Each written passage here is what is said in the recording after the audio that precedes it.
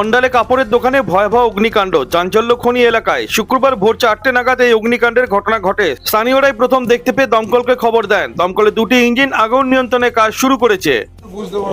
রাত থেকে এই বানগঙ্গা কাপড়ের দোকানটায় হঠাৎ করে আমরা পাশেই থাকি, আমরা ওখানে ডেকোরেটরের ব্যবসা আছে, দেখছি ওর জানলা ফানলা থেকে আগুন আর ধোঁয়া বেরোচ্ছে।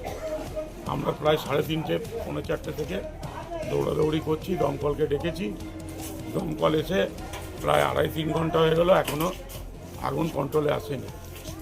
কীভাবে যে লাগলো সেটারই আমাদের এখন চিন্তার বিষয়। আপনারা কতটা আতঙ্কে আছেন?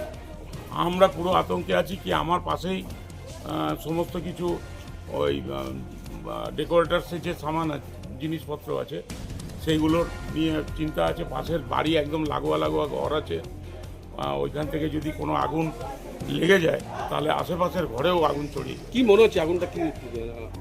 আগুনটা ভেতরে এরা তো বন্ধ করে চলে গেছিলো রাত্রে, শাটার বন্ধ ছিল, সব ছিল। ভেতরে কি করে আগুন লাগলো, কেউ বলছে শর্ট সার্কিট, কেউ বলছে কেউ করে দিয়েছে। এখন এটা এই মুহূর্তে বলা খুব অসম্ভব। দমকল এসছে?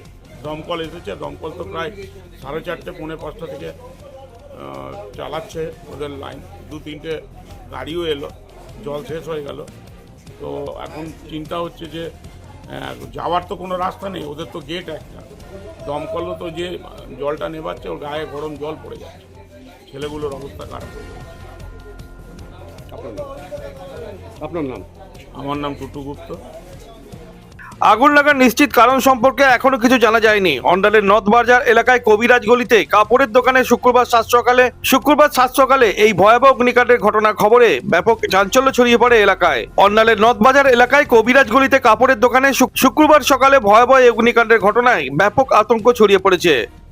অন্ডাল থেকে অনুরাধা সিংগুপ্তের রিপোর্ট, খাঁটি খবর।